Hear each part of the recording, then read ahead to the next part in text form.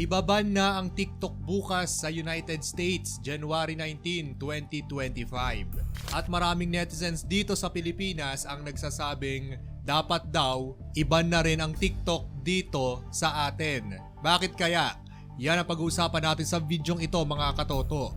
Pero bago natin yan ituloy, huwag niyong kalimutang mag-like, mag-follow, mag-subscribe, mag-react at mag-comment sa video natin ngayon para lagi kayong maging updated sa ating mga lalabas na video. Okay, let's start. So mga katoto, umuugong nga ang di umano'y pagbaban ng Korte Suprema sa Amerika sa TikTok sa January 19 o bukas. Bukas na yan, ibaban na ang TikTok bukas sa United States completely. Mawawala ang TikTok. Pero ang tanong natin mga katoto, bakit nga ba kailangang iban ng United States ang TikTok? Ganito kasi yan mga katoto, ang sabi ni Chris Wray, ang director ng FBI ng United States, kinukonsidera daw nilang iban ang TikTok dahil sa seguridad o dahil sa banta sa seguridad ng United States. Ito ay dahil umano sa batas ng China na nag-oobliga sa mga kumpanya mula sa kanilang bansa na ibahagi sa gobyerno ang mga data na nakukuha ng mga app na ito.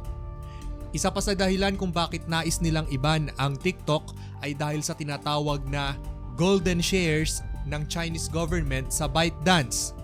Ang ByteDance ay ang kumpanya na humahawak ng TikTok.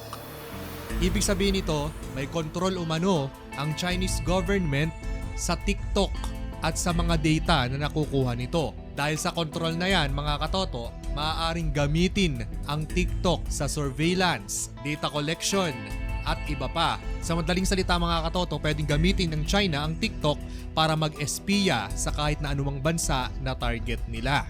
Kaya naman gustong ipaban ng FBI at ng United States ang TikTok. Ito naman ang pinangangambahan ng marami sa Amerika mga katoto dahil alam nyo naman na ang Amerika ang may pinakamaraming users ng TikTok sa buong mundo. O tinatayang nasa 170 million users ng TikTok ang meron doon sa Amerika. Kaya naman ang tanong nila, ano ang mangyayari sa kanilang account kapag naban na ng tuluyan ang TikTok bukas? So eto nga, ayon sa mga reports, hindi naman daw agad-agarang mawawala ang TikTok sa January 19. Lahat umano ng users na mayroon ng app na naka-installed sa kanilang mga cellphone ay hindi mawawala. Subalit, ang mga app na ito ay nag-a-update ng kanilang system at doon na nga magkakaproblema ang TikTok app nila sa pagdaan ng mga araw at panahon. At isa pa, hindi na rin maaaring i-download ang TikTok sa Google Play Store at sa Apple App Store simula bukas, January 19, 2025. Pero may solusyon naman dyan ng ibang mga tech-savvy, mga katoto. Gagamit na lamang daw sila ng VPN o yung Virtual Private Network para ma-access pa rin yung TikTok at makapanood pa rin sila ng TikTok at makapag-upload. So ano ba yung VPN? Ang VPN mga katoto ay isang application na pwede nyong i-download sa inyong mga cellphone o kaya sa computer. At ang ginagawa nito ay ililipat niya yung location mo sa ibang location. Kunwari, nasa US ka, tapos gusto mong ilipat yung location ng computer mo kaya ng cellphone mo sa ibang lugar, pwede ititrick niya yung internet na nandun ka sa lugar na yon kahit wala ka doon. So kaya gagamitin nila ang VPN para makapag-download pa rin sila o makapanood pa rin sila ng TikTok kahit na ban na ang TikTok sa Amerika. Pero may mga downsides pa rin yung VPN mga katoto kasi ang VPN sa paggamit ko niyan para sa akin at sabi din ng ibang mga information na nabasa natin, ang VPN daw ay medyo mabagal o hindi reliable yung internet connection. Kaya kapag naka-VPN ka, asahan mo na babagal ang iyong internet. At isa pa sa pinapangambahan ng mga taga-US sa paggamit ng VPN ay yung mga kumpanya na sasamantalahin ang pagdami ng mga taong gustong gumamit ng VPN sa kanilang bansa para kumuha ng mga data nila na hindi nila alam at ibebenta ito sa mga iba pang kumpanya. So ayan ang downside ng VPN mga katoto. Ano naman ang maaaring gawin ng TikTok para hindi matuloy yung ban? Umaapela ngayon ng TikTok sa Korte Suprema ng United States, subalit mukhang hindi maganda ang kanilang kalagayan ngayon. Sa tansya ng mga eksperto, papanig ang Korte Suprema sa batas ng United States upang tuluyan ng iban ang app sa bansa. At kung hindi magi-intervene si POTUS o yung President of the United States na si Joe Biden, tuluyan na ngang mababan ang TikTok bukas. So ano nga bang pwedeng gawin ng TikTok? Ang maaari na lang gawin ng TikTok ay ibenta ang TikTok sa United States para hindi siya maban. Ang gusto kasi ng United States ay makuha ang control ng TikTok sa mga Chinese. Siyempre, nangangamba nga naman sila na baka nakakapag-espiya na ang China, hindi pa nila alam, sa kagagawa ng TikTok. Ayun. So, wala na magagawa ang TikTok, iisa na lang kundi ang ibenta. Pero kung hindi, ban na ang TikTok. Eto naman, maraming Pilipino ang nagsasuggest na iba na rin daw ang TikTok dito sa Pilipinas.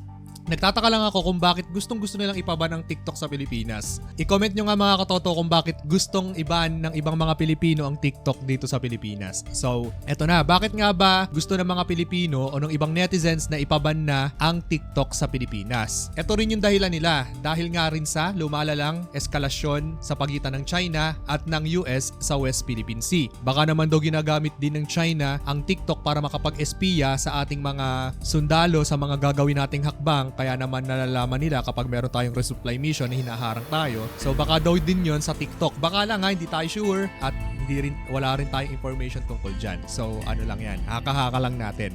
Ito naman, noong May 2024 din isang kongresista ang naghain ng resolusyon na gustong iban ang TikTok at iba pang application na kontrolado ng ibang gobyerno. At kahalintulad nga sa Amerika, ito nga, nangangamba rin ang mga kongresista na baka nagagamit daw ang TikTok sa espionage o ang pang-espiya sa ating bansa. Subalit, hinarangan niya ng DICT at sinabi ng DICT na imbes na iban ang TikTok, i-regulate na lamang daw at i-monitor. So hindi natuloy ang resolution na yon at hindi na nagkaroon pa ng traction, di na rin natuloy, di na napag-usapan, kaya naman nawala ng usapin na yan na ipaban ang TikTok sa Pilipinas. At ano't ano pa man mga katotoo mangyari sa TikTok, ang tunay na maapektuhan lamang niyan ay ang mga business na sa TikTok nag-ooperate. Katulad ng mga online seller, mga live selling. Pero kung para naman sa ikabubuti ng ating bansa o ikabubuti ng ilang mga gobyerno at para na rin sa kanilang mga seguridad, wala tayong dahilan para kumontra sa pagbaban nila. Kung nakakakita naman talaga sila ng valid threat sa kanilang mga security, wala tayong magagawa. Pero kung ikaw ang tatanungin katoto, pabor ka ba na iban ang TikTok dito sa atin sa Pilipinas? Gusto ko malaman ang inyong mga sagot. I-komento nyo yan sa ating comment section. So ayun lamang for now mga katoto. Magkita-kita ulit tayo sa susunod na video. And huwag nyo kalimutang mag-like, mag-subscribe, mag-follow sa ating mga social media accounts. And syempre mag-comment at mag-react para lagi rin kayong updated sa ating mga bagong video. So ayun lamang mga katoto. Bye-bye!